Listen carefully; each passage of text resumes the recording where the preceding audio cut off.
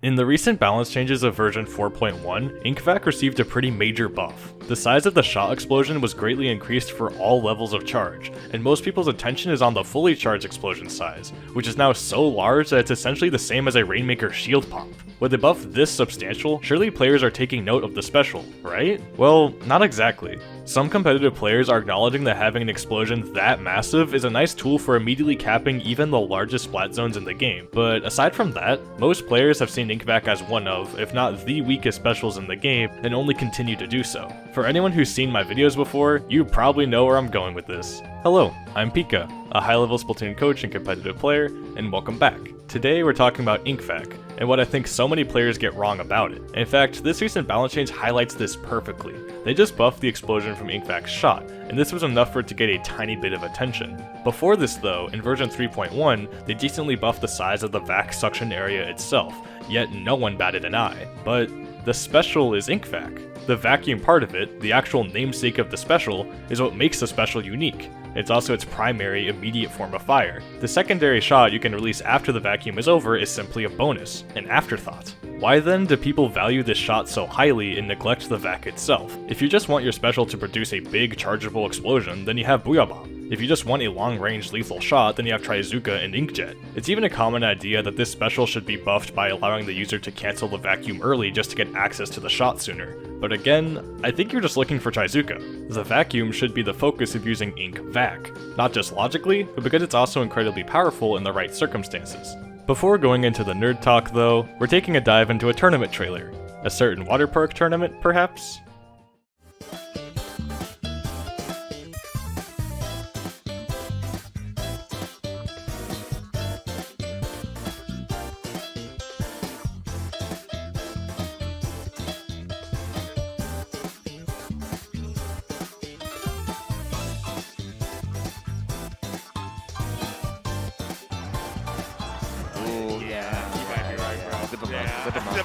But now, Jake, you are stacking on a ton of damage, and the crowd goes wild. A lot of special being unleashed on this gun right now.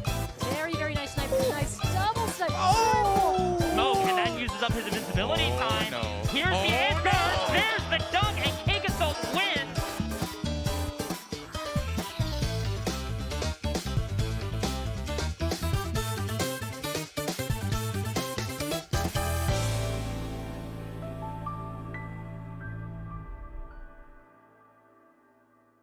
Just like Lowtide City that I promoted here earlier this year, Riptide will also be taking place at a Kalahari resort, but this time in Sandusky, Ohio from September 8th to 10th. I will be there, and this event is possibly on track to become the largest Splatoon LAN of all time. So if you have any interest in coming out and competing, or even just spectating to watch some great Splatoon matches in person and get to meet other players, consider coming out and help us break that goal. Registration is only open until the end of August, so there's not much time to wait.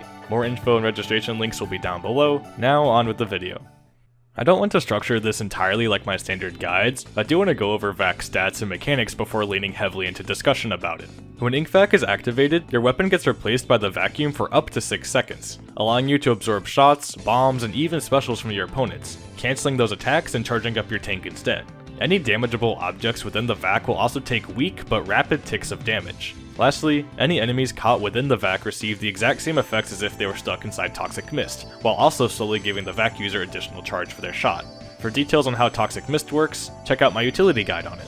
Controlling the vac itself can be a bit strange. The shape of the vac creates a cone, with the suction vortex starting out narrow right in front of you, but expanding out quickly and becoming wider as it reaches the end of its range. Also, the whole cone doesn't appear right away when you start pressing ZR, but instead it grows out quickly over time. This also applies when moving your aim while using VAC. The base of the suction cone in front of you will follow your movement right away, but the wide end of it takes a moment to catch up. This makes quick aim adjustments mid-VAC difficult, so activating it from a position where the wide end of the VAC gets the most value right away is important. Wearing special power will increase the width of the suction vortex at all points, making it overall more lenient and reliable to use.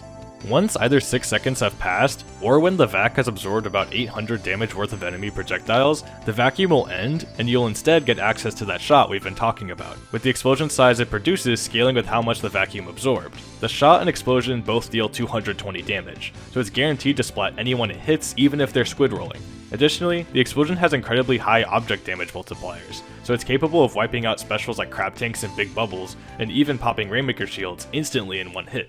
Those are the basics of how Inkvac works. Now let's get deep into what makes the vacuum part so good. I mentioned how Vac can absorb main, sub, and special weapon attacks, but what can't it absorb? The main thing that Vac can't cancel are melee hitboxes, or anything that damages based on direct contact. These would be roller squishes and brush bonks, direct Splatana slashes, touching Brella shields and splash balls, and contact from specials such as Ultra Stamp swings, direct contact with crabs in their ball form, and zipcasters physically flying through you. That's it. If something wasn't on this list, then Inkvac will absorb it completely, negating them from dealing any damage or putting paint on the ground. Any bullet or projectile from main weapons can be denied.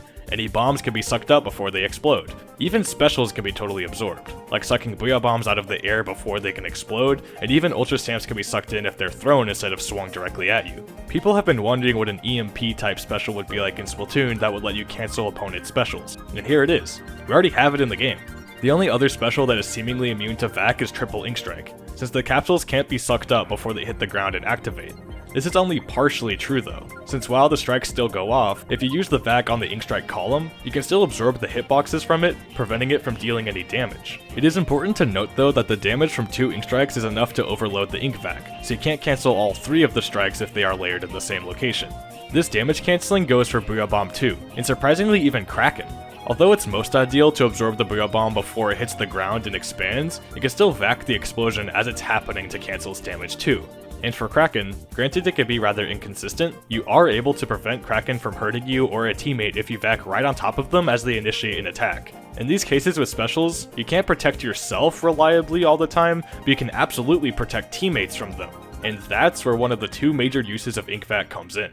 To reiterate, Inkvac can completely cancel damage from all damage sources aside from the limited set listed earlier. And aside from hammer swings and roller and Splatana insta-kills, most of these damage sources are weak and easy to avoid. So if the other team does not have an Ultra Stamp or melee main weapon, you can position the vacuum directly over a teammate or 2 to make them literally unkillable. So long as they remain within the radius, which again becomes quite wide at the end of its range and can be made even larger with special power, they cannot die. And even if the opponent does have ways to deal damage inside the Vac, those melee weapons will still have a hard time approaching for their kills due to the Toxic Mist effect slowing them down and giving whoever is being protected by the Vac more time to react and punish them. This means Inkvacs can set up their teammates to push forward into spaces that should normally be extremely dangerous, but instead they become favorable. Whoever is getting Vac'd gets to survive for free for a few seconds and shoot at enemies who are physically incapable of shooting back. Sure, they technically can shoot back, but all they're doing instead is giving the Vac user more fuel to fire off a larger explosion at them and cause more chaos just a moment later.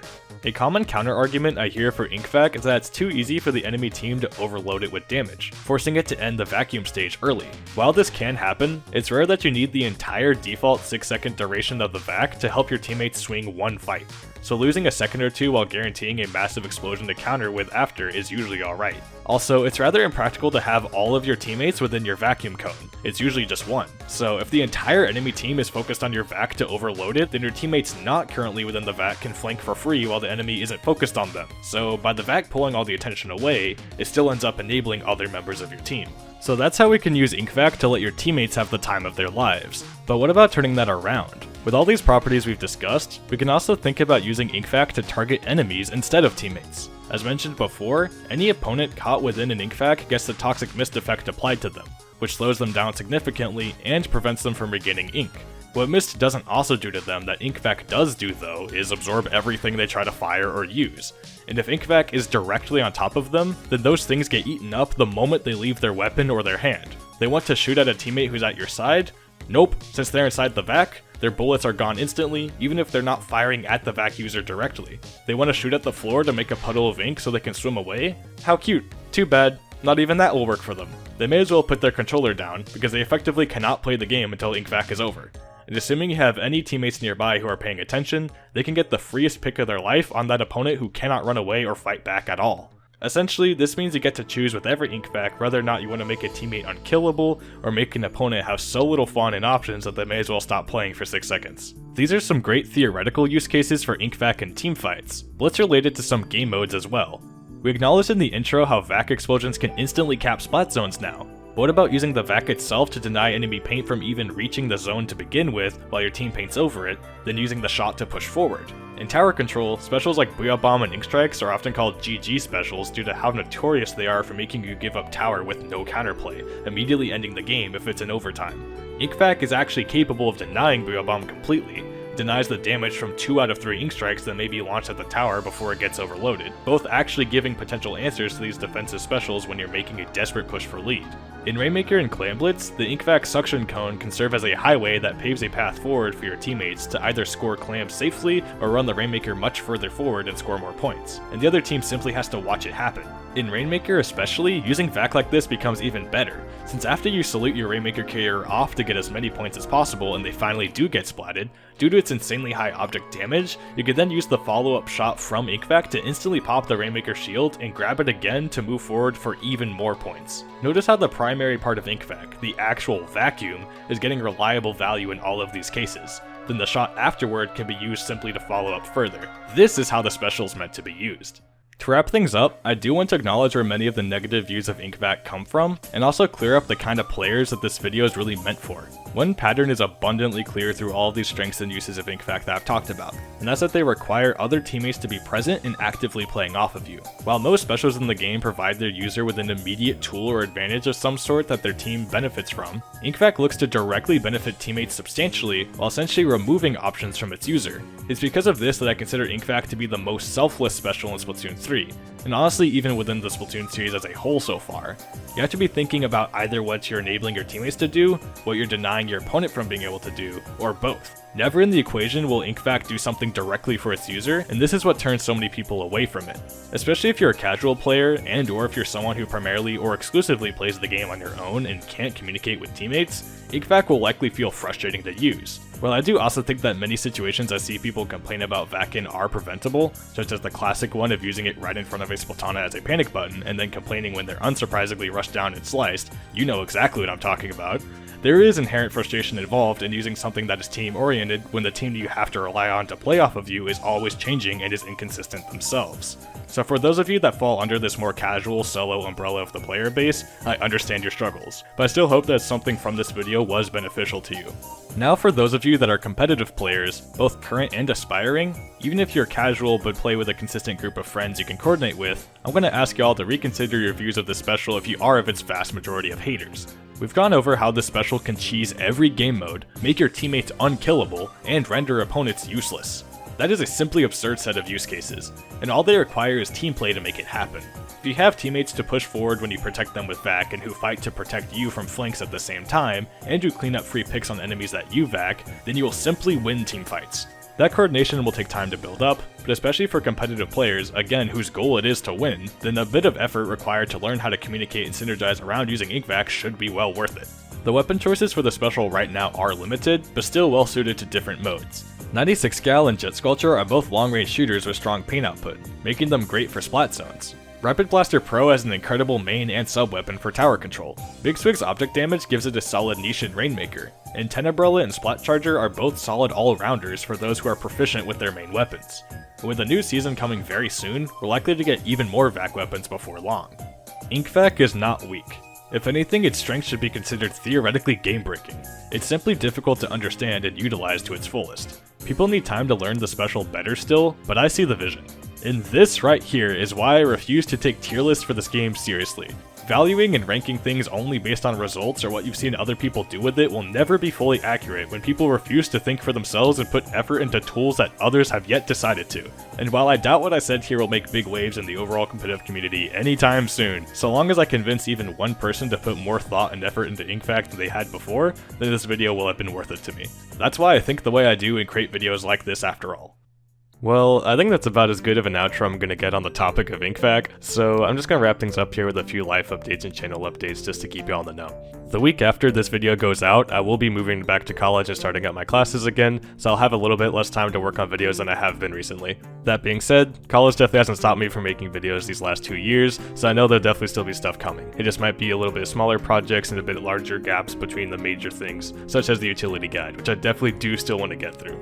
Also, to be honest, at the start of this summer break, I had much larger ambitions for how many projects I'd actually get done. That's for a few reasons. The main reason for that is that I've been going for much larger projects rather than a bunch of little ones, such as again the utility guide series, which I've been absolutely loving and it seems to be being received really well. So again, I'm definitely going to keep at that, even if the gaps between uploads for it will just be a little bit longer than they have been. And the second thing is that y'all have been keeping me really busy with coaching over on Metafy. Just like I say at the start of my videos, I am in fact a coach for Splatoon, and I have my link to my Metafy page where it's available down below. And yeah, every single day I've had basically session blocks open, and basically every day they've been getting taken as well. It's been absolutely crazy, and I've loved working with everyone, it's been great.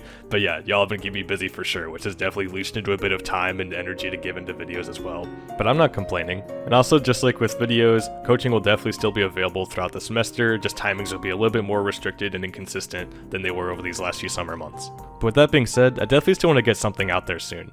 For those of you that remember my videos that are just highlight games from tournaments and scrims with little annotations of my thoughts over it, that's probably the kind of thing you'll be seeing for a little while. I've been playing a lot of Blobber again actually, so I'm kind of going back to my Splatoon 2 roots.